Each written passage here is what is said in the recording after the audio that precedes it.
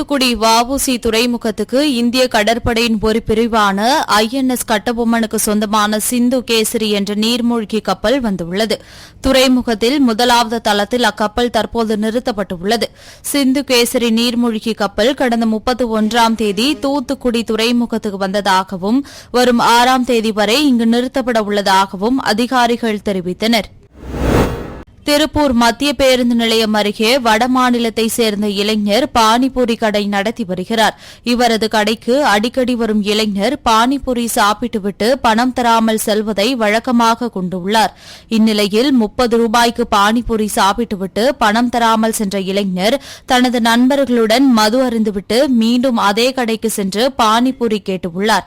அப்போது பானிபூரி கடை உரிமையாளர் 30 ரூபாயை திருப்பி கேட்டபோது அந்த இளைஞர் கடையிலிருந்து பொருட்களை எடுத்து வீசி உடைத்து தகராறு செய்துள்ளார். இதனைத் தொடர்ந்து அருகிலிருந்த பொதுமக்கள் தகராறில் ஈடுபட்ட கும்பல்களை பிடிக்க முயன்றபோது 2 பேர் தப்பி ஓடினர். பின்னர் ஒருவரை பிடித்து போலீசாரிடம் ஒப்படைத்தனர். திருச்சி மாவட்டம் மணப்பாறை அருகே உள்ள காப்பு காட்டில் மரங்கள் வெட்டப்படுவதாக வனத்துறையினருக்கு ரகசிய தகவல் கிடைத்தது. இதனையடுத்து வனத்துறையினர் குழு அமைத்து மரங்களை வெட்டியவர்களை தேடி வந்தனர். இந்நிலையில் பொய்கைமலை காப்பு காட்டில் புரச மரத்தை வெட்டிக் கொண்டிருந்த வடக்கு இடையப்பட்டியைச் சேர்ந்த முனியப்பன் மற்றும் குமாரவாடி ஊராட்சி சேசலூரை சேர்ந்த முருகேசன் ஆகியோரை கையும் களவுமாக கைது செய்தனர்.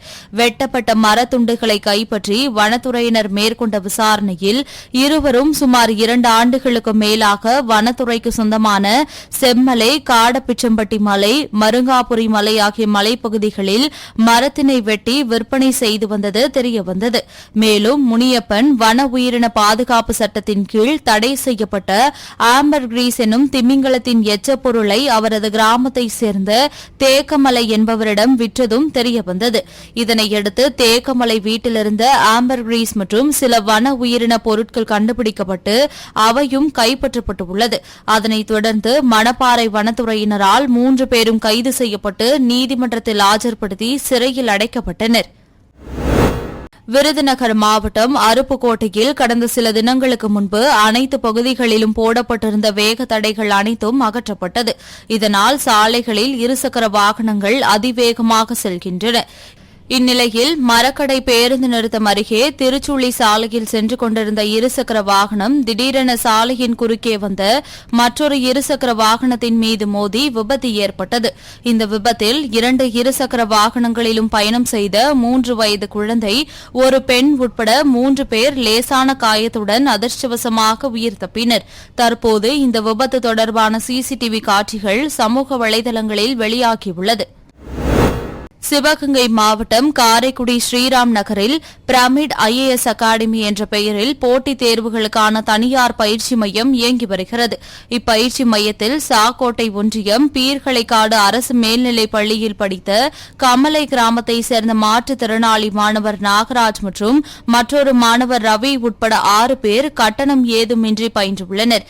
இவர்கள் அனைவரும் தமிழக அரசின் 7.5% இடஒதுக்கீட்டின் அடிப்படையில் தேர்ச்சி பெற்று அரசு மருத்துவக் கல்லூரிகளில் சேர்ந்துள்ளனர். இவர்களின் திறமையை பாராட்டி கௌரவிக்கும் விதமாக மாணவர்கள் கட்டணமின்றி படித்த பயிற்சி மையத்தில் பாராட்டு விழா நடைபெற்றது.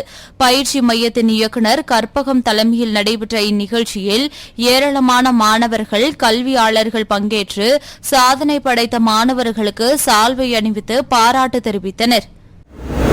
மயிலாடுதுறை மாவட்டம் பொறையார் அருகே எரவாஞ்சேரி ஊராட்சியில் 6 லட்சம் ரூபாய் மதிப்பீட்டில் 23 கிலோவாட் திறன் கொண்ட புதிய மின்மாற்றி அமைக்கப்பட்டு அதன் துவக்க விழா நடைபெற்றது. மின்வாரிய செயற்பொறியாளர் செந்தில்நாதன் தலைமையில் நடைபெற்ற இந்நிகழ்ச்சியில் பூம்புகார் சட்டமன்ற உறுப்பினர் நிவேதா முருகன் கலந்து கொண்டு புதிய மின்மாற்றியை தொடங்கி வைத்தார். கிருஷ்ணகிரி மாவட்டம் ஒசூர் அருகே கோபனப்பள்ளி பஞ்சாயத்திற்கு கீதா சங்கர் தலைவராக இருந்து வருகிறார். இவர் இந்த கிராமத்தில் எந்தவித மக்கள் பிரச்சினைக்கும் உடனடியாக முன்வந்து மக்களின் நலனை பாதுகாத்து வருவதுடன் ஒவ்வொரு ஆண்டும் விநாயகர் சதுர்த்திக்கு முன்னதாக கொண்டாடப்படும் கௌரி பண்டிகைக்காக கிராமத்தில் உள்ள அனைத்து பெண்களுக்கும் மஞ்சள், குங்குமம் உள்ளிட்ட மங்கள பொருட்களுடன் சீர்வரிசைகளை வழங்கி வருகிறார். அந்த வகையில் கௌரி பண்டிகையை முன்னிட்டு நடைபெற்ற நடைபெற்ற நிகழ்ச்சியில் கிராமத்தில் உள்ள அனைத்து பெண்களுக்கும் பஞ்சாயத்து தலைவர் கீதா சங்கர் தனது சொந்த செலவில் மஞ்சள், குங்குமம் ஆகியவைகளுடன் சீர்வரிசைகளை வழங்கினார். இதை இந்த பகுதி மக்கள் மிகவும் மகிழ்ச்சியுடன் பெற்றுக்கொண்டு வாழ்த்துக்களை தெரிவித்தனர். சமுதாய சீரழிவுக்கு காரணமான போதைப் பொருள் ஒழிப்பின் அவசியத்தை வலியுறுத்தி திருவாரூர் மாவட்டம் கூத்தாநல்லூரில் தமிழ்நாடு தவ்ஹீத் ஜமாஅத் சார்பில் விழிப்புணர்வு பேரணி நடைபெற்றது. இப்பேரணி கூத்தாநல்லூரில் தொடங்கி முக்கிய வீதிகளின் வழியாக சென்று லட்சுமாங்குடி அரசு மருத்துவமனையின் வாயில் முன்பு முடிவடைந்தது. இந்த பேரணியில் பள்ளி, கல்லூரி மாணவ மாணவியர்கள், பெரியவர்கள் உட்பட 300க்கும் மேற்பட்டோர் பங்கேற்று மது உள்ளிட்ட போதைப் பொருட்கள் பயன்படுத்துவதால் ஏற்படும் தீமைகளை விளக்கி பதாகைகளை ஏந்தியவாறு சென்று பொதுமக்களுக்கு துண்டு பிரசுரம் வழங்கி கோஷங்களை எழுப்பி விழிப்புணர்வு ஏற்படுத்தினர். சென்னை புழல் அடுத்த சூரப்பட்டு பகுதியில் மாணவர்களுக்கான ஓவிய கண்காட்சி அனிமா ஆர்ட் அகாடமி சார்பில் நடைபெற்றது. இதில் சிறப்பு அழைப்பாளராக செயின்ட் தாமஸ் மவுண்ட் துணை ஆணையர் அன்வர் பாஷா கலந்து கொண்டு ரிப்பன் வெட்டி திறந்து வைத்தார். 50க்கும் மேற்பட்ட மாணவ மாணவிகள் கலந்து கொண்ட இந்த ஓவிய கண்காட்சியில் 150க்கும் மேற்பட்ட வண்ண ஓவியம் காட்சியில் வைக்கப்பட்டது. மாணவர்களின் தனித்திறமை கொண்டு வரைந்த கண்கவர் ஓவியங்களை சிறப்பு அழைப்பாளர் மற்றும் பெற்றோர்கள், பொதுமக்கள் என அனைவரும் பார்வையிட்டு மாணவர்களை பாராட்டி சென்றனர். மேலும் அவர்களுக்கு ஊக்குவிக்கும் வகையில் கோப்பைகளும் பாராட்டு சான்றிதழும் வழங்கப்பட்டது. இதனைத் தொடர்ந்து பெற்றோர்கள், மாணவர்கள் இணைந்து வரையும் ஓவியப் போட்டி நடத்தப்பட்டு சிறந்த ஓவியங்களுக்கு மேட்வே நிறுவன தலைமை மேலாளர் வின்சென்ட் பரிசுகளையும் பாராட்டு சான்றிதழையும் வழங்கினார். திருப்பூர் மத்திய பேருந்து நிலையத்தில் பேருந்துகள் நிறுத்துவதற்கு இடம் தராமல் வடமாநில இளைஞர்கள் கடை வைத்து பேருந்து ஓட்டுநர்களை மிரட்டுவதாக குற்றச்சாட்டு எழுந்து வந்தது. இந்நிலையில் மாநகராட்சி ஊழியர்கள் வடமாநில இளைஞர்களின் ஆக்கிரமிப்பு கடையை அகற்ற முயன்றபோது அங்கு வந்த இளைஞர் ஒருவர் வீடியோ எடுத்து மாநகராட்சி ஊழியர்களுக்கு தான் பத்திரிகையாளர் என மிரட்டல் விடுத்தார். மது போதையில் இருந்த அந்த நபரிடம் மாநகராட்சி ஊழியர்கள் விசாரித்தபோது அவர் தனியார் மினி பேருந்து நடத்தினர் என தெரிய வந்தது. மேலும் வடமாநில இளைஞர்களிடம் கடை அமைப்பதற்கு தினமும் 300 ரூபாய் வசூல் செய்து வந்ததும் தெரிய வந்தது. இதனைத் தொடர்ந்து மாநகராட்சி ஊழியர்கள் அந்த நபரை திருப்பூர் தெற்கு காவல் நிலைய போலீசாரிடம் ஒப்படைத்தனர். போலீசார் இந்த சம்பவம் தொடர்பாக விசாரணை மேற்கொண்டு வருகின்றனர். மயிலாடுதுறை மாவட்டம் திருக்கடையூரில் தமிழ்நாடு சுற்றுலாத்துறை கட்டுப்பாட்டின் கீழ் தமிழ்நாடு தங்கும் விடுதி இயங்கி வருகிறது. இந்த தங்கும் விடுதியில் பல்வேறு நிர்வாக குளறுபடிகள் நடைபெறுவதாக குற்றம் சாட்டி மார்க்சிஸ்ட் கம்யூனிஸ்ட் கட்சியினர் ஒன்றிய உறுப்பினர் பரமசிவம் தலைமையில் தமிழ்நாடு தங்கும் விடுதி வாயில் கதவை இழுத்து மூடி முற்றுகை போராட்டத்தில் ஈடுபட்டனர். இதுகுறித்து தகவல் அறிந்து சம்பவ இடத்திற்கு சென்ற போலீசார் போராட்டக்காரர்களிடம் நடத்திய பேச்சுவார்த்தையில் உடன்பாடு ஏற்பட்டதால் அனைவரும் கலைந்து சென்றனர். இந்த போராட்டத்தால் தமிழ்நாடு தங்கும் விடுதியில் தங்கியிருந்தவர்கள் வெளியே செல்ல முடியாமல் சுமார் 1 மணி நேரம் தவித்தனர். இதனால் இப்பகுதியில் சிறிது நேரம் பரபரப்பு ஏற்பட்டது. திருப்பத்தூர் மாவட்டம் ஆம்பூர் தொகுதிக்குட்பட்ட மாதனூர் கிழக்கு மற்றும் மேற்கு மத்திய ஒன்றியங்களில் ஆம்பூர் சட்டமன்ற உறுப்பினர் வில்வநாதன், மாதனூர் மத்திய ஒன்றிய செயலாளர் சீனிவாசன் உள்ளிட்டோர் தலைமையில் திமுக பொது உறுப்பினர்கள் குழு கூட்டம் நடைபெற்றது. இதில் ஜோலார்பேட்டை சட்டமன்ற உறுப்பினர் தேவராஜ் மற்றும் குடியாத்தம் சட்டமன்ற உறுப்பினர் அமலு விஜயன் ஆகியோர் கலந்து கொண்டு கடந்த நாடாளுமன்ற தேர்தலில் 40க்கு 40 என்ற அடிப்படையில் அனைத்து தொகுதிகளிலும் திமுக வேட்பாளர்கள் வெற்றி பெற செய்தது போல் வருகின்ற 2026 சட்டமன்ற தேர்தலில் அதிகமான தொகுதிகளை கைப்பற்ற நிர்வாகிகள், தொண்டர்கள் அயராமல் பாடுபட வேண்டும் எனவும் ஆட்சியின் 3 ஆண்டு கால சாதனையை கழகத்தில் விளக்கியும் வீடு கட்டும் திட்டம், மகளிர் உரிமை தொகை கிடைக்கப்பெறாதவர்களை கண்டறிந்து அவர்களுக்கு கிடைக்க நிர்வாகிகள் நடவடிக்கை எடுக்க வேண்டும் என பல்வேறு அறிவுரைகளை வழங்கினர். ராணிப்பேட்டை மாவட்டம் வேப்பூர் பகுதியில் உள்ள தனியார் திருமண மண்டபத்தில் மாவட்ட திமுக கட்சியின் சார்பில் பொது உறுப்பினர் கூட்டம் நடைபெற்றது. இக்கூட்டத்தில் கைத்தறி மற்றும் துணிநூல் துறை அமைச்சர் ஆர் காந்தி மற்றும் அரக்கோணம் நாடாளுமன்ற உறுப்பினர் ஜெகத் ரட்சகன் ஆகியோர் பங்கேற்று கட்சி உறுப்பினர்கள் மத்தியில் ஆலோசனைகளை வழங்கி சிறப்புரைகளை ஆற்றினர். நிகழ்ச்சியின் இறுதியாக திமுக கட்சியின் சார்பில் நடைபெறவுள்ள முப்பெரும் விழா நிகழ்ச்சி குறித்து 4 முக்கிய தீர்மானங்கள் ஒருமனதாக நிறைவேற்றப்பட்டது. செங்கல்பட்டு பழைய பேருந்து நிலையத்தில் மசூதி வளாகத்தில் சுமார் 100 ஆண்டுகள் பழமை வாய்ந்த தூங்கு மூஞ்சி காட்டுவா மரம் இருந்து வருகிறது. இந்த பழமை வாய்ந்த மரக்கிளைகள் அடிக்கடி உடைந்து வாகன ஓட்டிகள் மீதும் பொதுமக்கள் மீதும் விழுந்து தொடர்ந்து விபத்து ஏற்பட்டு வருகிறது. இதனால் இந்த பழமை வாய்ந்த மரத்தை அகற்ற வேண்டும் என பொதுமக்களும் வாகன ஓட்டிகளும் தொடர்ந்து வலியுறுத்தி வந்தனர். இந்நிலையில் பருவமழை துவங்க சில மாதங்களே உள்ள நிலையில் முன்னெச்சரிக்கை நடவடிக்கையாக செங்கல்பட்டு நெடுஞ்சாலை அதிகாரிகள் 100 ஆண்டுகள் பழமை வாய்ந்த மரத்தை அகற்றும் பணிகளில் ஈடுபட்டனர். 5 ராட்சத மரம் அறுக்கும் இயந்திரம், 10க்கும் அதிகமான ஊழியர்கள் மற்றும் ராட்சத கிரேன் உதவியுடன் மரத்தை கயிறு கட்டி மரம் அறுக்கும் இயந்திரம் மூலம் சுமார் 5 மணி நேர போராட்டத்திற்கு பிறகு முழுமையாக அகற்றினர். இதனால் செங்கல்பட்டு பழைய பேருந்து நிலையத்தில் சிறிது நேரம் போக்குவரத்து பாதிக்கப்பட்டது. தேனி மாவட்டம் சின்னமனூரில் கடந்த 3 நாட்களுக்கு முன்பு ஆட்டோ ஓட்டுநர்கள் உண்ணாவிரதத்தில் ஈடுபட்டிருந்தனர். அதனை சுட்டிக்காட்டி போடி உட்கோட்ட உதவி காவல் கண்காணிப்பாளர் பெரியசாமி மற்றும் உத்தமபாளையம் மோட்டார் வாகன ஆய்வாளர் தலைமையில் ஆட்டோ ஓட்டுநர்கள் மற்றும் பதிவு பெற்ற சங்கத்தினர் இடையே வழிகாட்டு நெறிமுறை கூட்டம் நடைபெற்றது. ஆட்டோ ஓட்டுநர்கள் முறையான பேட்ஜ் அணிந்திருக்க வேண்டும், கண்ட இடங்களில் ஆட்டோவை நிறுத்தி பொதுமக்களுக்கு இடையூறு அளிக்கக்கூடாது, ஆட்டோவில் மீட்டர்கள் பொருத்தப்பட்டு அதன்படி கட்டணம் வசூலிக்க வேண்டும் என ஆட்டோ ஓட்டுநர்களுக்கு அறிவுரை வழங்கப்பட்டது. இக்கூட்டத்தில் சின்னமனூர் மற்றும் அதனை சுற்றியுள்ள பகுதிகளில் இயங்கும் ஆட்டோ சங்க நிர்வாகிகள் கலந்து கொண்டனர். நாகை மாவட்டம் வேதாரண்யம் அடுத்த கோடியக்கரை படகு துறைமுகம் அருகே கடற்கரையில் 2 பிளாஸ்டிக் டப்பாக்களில் தலா 1 கிலோ மெத்தபெத்தமைன் எனும் போதைப் பொருள் ஒதுங்கி கிடந்தது.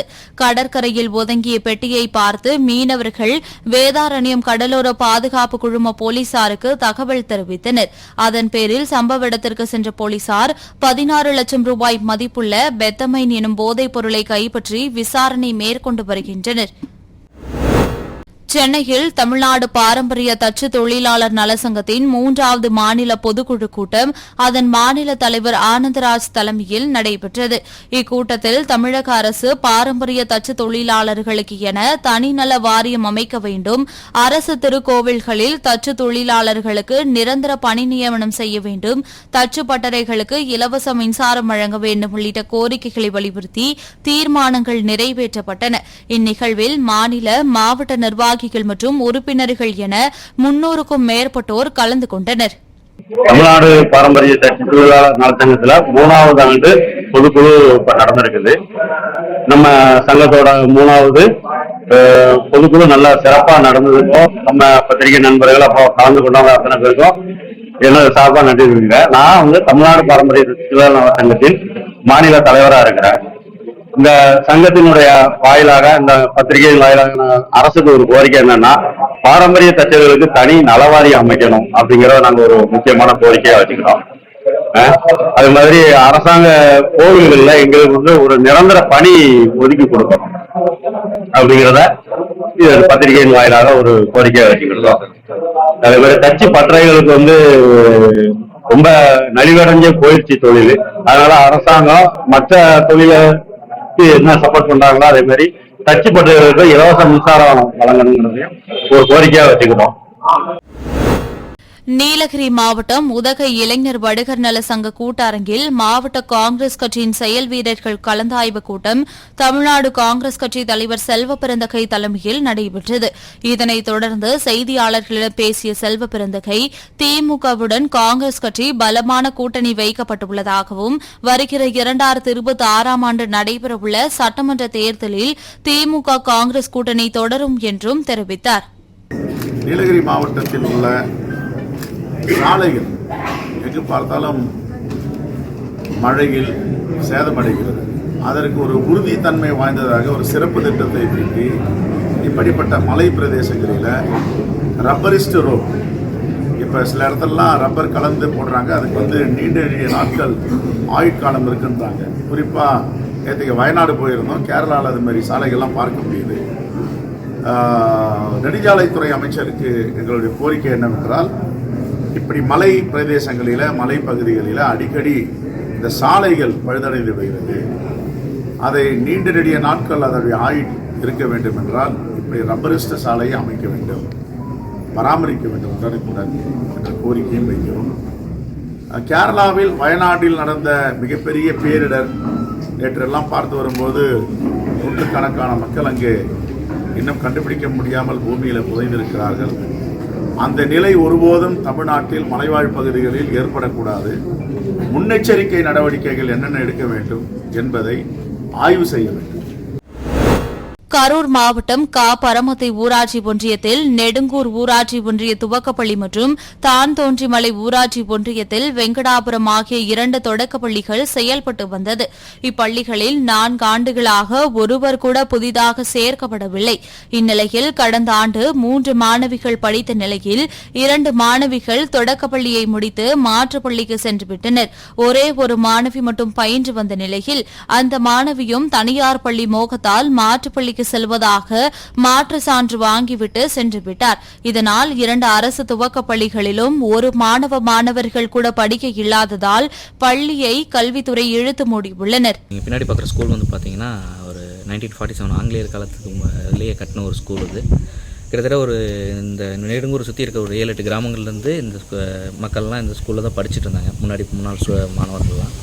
இப்போ இந்த கடந்த ஆண்டு பார்த்திங்கன்னா ஒரு 5 பேர் 4 பேர் அப்படிங்கிற இதுக்கு ரேஞ்சுக்கு வந்துருச்சு. அது இந்த வருஷம் பார்த்திங்கன்னா ஒரு ஸ்டூடெண்ட் மட்டும் படிக்கிற ஒரு நிலைமைக்கு இந்த ஸ்கூல் வந்துருச்சு. நானும் இந்த ஸ்கூலில் தான் படித்தேன் ஒரு 10 வருஷத்துக்கு முன்னாடி. அப்படி இருந்து பார்க்கும்போது கொஞ்சம் வருத்தமாக தான் இருக்குது. இந்த வருஷம் இந்த ஸ்கூல் மூணுனதில் பேரண்ட்ஸையும் ஒன்றும் சொல்ல முடியாது. நிறைய இப்போ இருக்கிற பேரண்ட்ஸ் எல்லாம் வந்து ப்ரைவேட் ஸ்கூல்ஸ் நோக்கி தான் போகிறாங்க. அதுவும் அவங்களும் எதுவும் தப்பு சொல்ல முடியாது. பட் அது இந்த மாதிரி கவர்மெண்ட் ஸ்கூல், நான் படித்த ஸ்கூல் இந்த மாதிரி நிலைமைக்கு வர்றதும் கொஞ்சம் வருத்தமளிக்கிற விதமாக இருக்குது. திருச்சி மாவட்டம் மாயனூர் பகுதியைச் சேர்ந்த இளைஞர்கள் சமையல் பணிக்காக மைசூருக்கு சென்றுவிட்டு இரவு பெங்களூரில் இருந்து மினி ஆட்டோவில் மாயனூர் நோக்கி சென்று கொண்டிருந்தனர். அப்போது அதிவேகமாக வந்த மினி ஆட்டோ ஓட்டுநரின் கட்டுப்பாட்டை இழந்து நாமக்கல் மாவட்டம் ராசிபுரம் அடுத்த ஆட்டையாம்பட்டி பிரிவு சாலையில் பழுதாகி நின்ற செங்கல் ஏற்றி சென்ற லாரியின் பின்பக்கம் மோதி விபத்துக்குள்ளானது.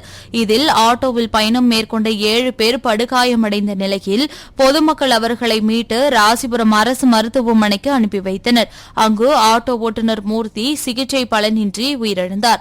மேலும் உயிருக்கு ஆபத்தான நிலையில் 2 சேலம் அரசு மருத்துவமனைக்கு சிகிச்சைக்காக அனுப்பி வைத்தனர். விபத்து தொடர்பாக வெண்ணந்தூர் காவல்துறையினர் விசாரணை மேற்கொண்டு வருகின்றனர். சிவகங்கை மாவட்டம் மானாமதுரை அருகே உள்ள கீழபசலை கிராமத்தைச் சேர்ந்த ராஜா மகன் பிரவீன். இவர் தியானூர் கிராமம் அருகே கண்மாய் கரையில் முகம் சிதைந்த நிலையில் உயிரிழந்து கிடந்துள்ளார். இந்த சம்பவத்தை கண்டித்தும் பிரவீனை கொலை செய்த குற்றவாளிகளை கைது செய்ய கோரியும் கீழபசலை கிராம மக்கள் ராமேஸ்வரம் 4 வழி சாலையில் மறியலில் ஈடுபட்டனர். பின்னர் இதுகுறித்து தகவல் அறிந்து வந்த மானாமதுரை காவல்துறையினர் போராட்டக்காரர்களிடம் பேச்சுவார்த்தை நடத்தியதை அடுத்து அவர்கள் கலைந்து சென்றனர். தென்காசி மாவட்டம் தெற்குமேடு பகுதியைச் சேர்ந்தவர் முருகராஜ். இவர் தெற்குமேடு ஊராட்சி மன்ற துணைத் தலைவராக உள்ளார்.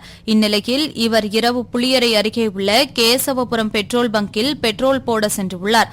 அப்போது பெட்ரோல் போட மாட்டேன் என ஊழியர் ஒருவர் கூறியதாக கூறப்படுகிறது. இந்த நிலையில் இருவருக்கும் இடையே வாக்குவாதம் ஏற்பட்டு கைகலப்பாக மாறியுள்ளது. அப்போது அங்கு இருந்த ஊழியர்கள் ஒன்று சேர்ந்து முருகராஜை சரமாரியாக தாக்கியுள்ளனர். இதுகுறித்து ஊராட்சி மன்ற துணைத் தலைவர் புளியரை காவல் நிலையத்தில் புகார் அளித்துள்ளார். ஆனால் இதுகுறித்து காவல்துறையினர் எந்த நடவடிக்கையும் எடுக்காத நிலையில் முருகராஜ் மற்றும் அவரது உறவினர்கள் ஒன்றிணைந்து திருமங்கலம் கொல்லம் தேசிய நெடுஞ்சாலையை மறித்து திடீர் போராட்டத்தில் ஈடுபட்டனர். இதனால் அங்கு போக்குவரத்து நெரிசல் ஏற்பட்டது. கள்ளக்குறிச்சி மாவட்டம் உளுந்தூர்பேட்டை அருகே உள்ள அஜீஸ் நகர் பகுதியில் சென்னை திருச்சி ஜிஎஸ்டி சாலையின் நடுவே மேம்பாலம் கட்டுமான பணிகள் நடைபெற்று வருகிறது.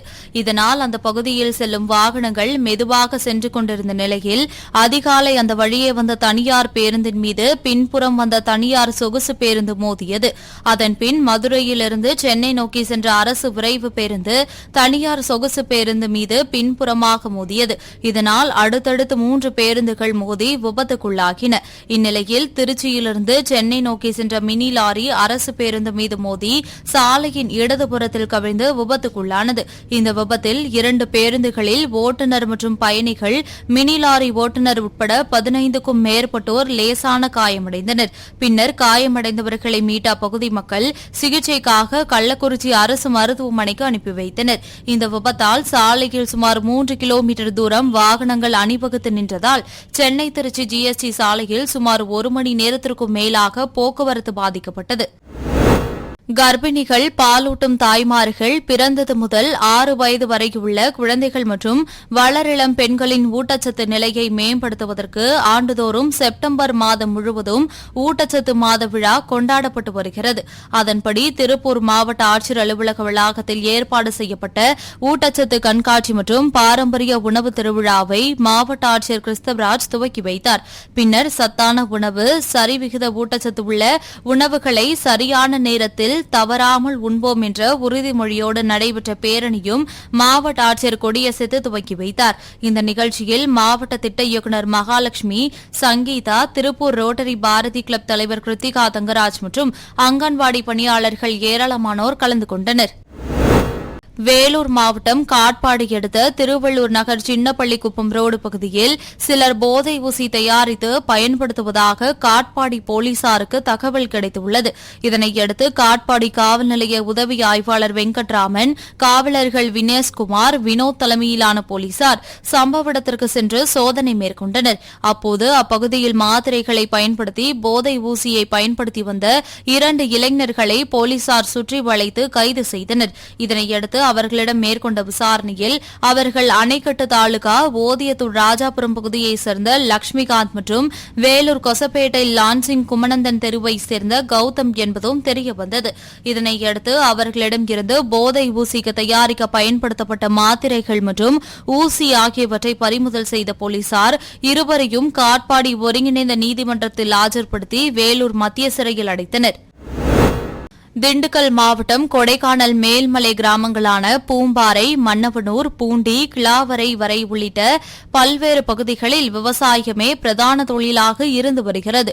மலைப்பகுதிகளில் விளையக்கூடிய மலைப்பூண்டு பிரதான விவசாயமாகவே இருந்து வரக்கூடிய நிலையில் தற்போது பூண்டு சாகுபடி துவங்கி முடியும் தருவாயில் பூண்டின் விலை உயர்ந்துள்ளது. தற்போது 1 கிலோ மலைப்பூண்டின் விலை 400 ரூபாய் முதல் 600 ரூபாய்க்கு விற்கப்படுவதால் விவசாயிகள் மகிழ்ச்சியடைந்துள்ளனர்.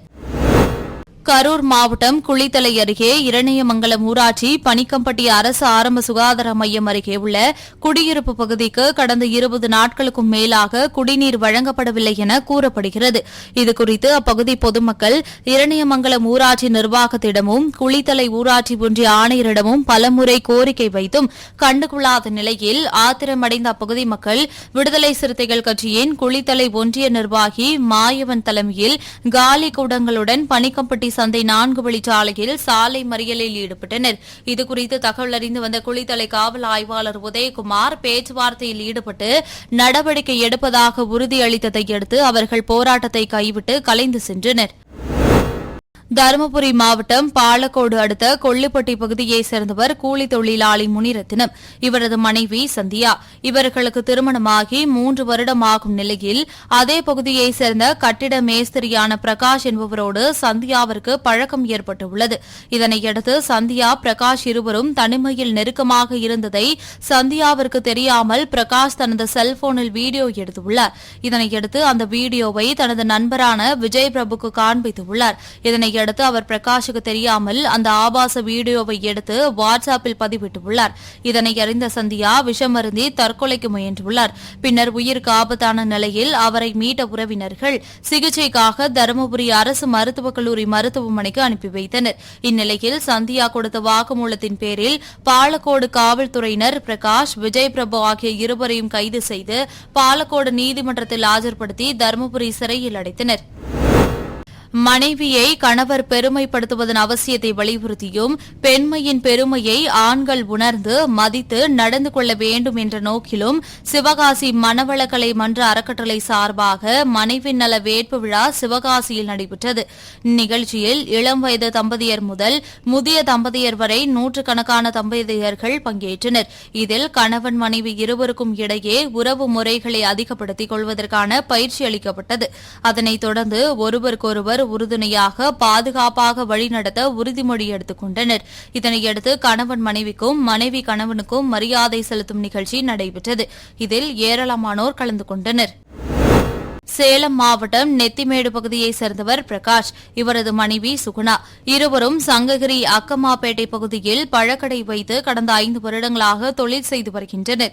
இந்நிலையில் கடந்த வெள்ளிக்கிழமை தம்பதியர் வியாபாரத்தை முடித்துவிட்டு இரவு கடையை பூட்டிவிட்டு வீட்டிற்கு சென்றனர்.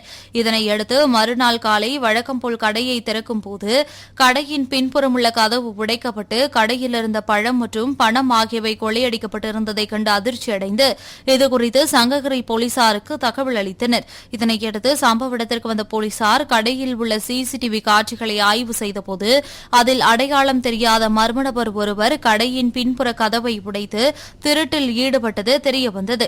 இதுகுறித்து போலீசார் வழக்கு பதிவு செய்து விசாரணை மேற்கொண்டு வரும் நிலையில் மர்ம நபர் பழம் மற்றும் பணத்தை திருடி செல்லும் சிசிடிவி காட்சிகள் தற்போது வெளியாகி பெரும் பரபரப்பை ஏற்படுத்தியுள்ளது.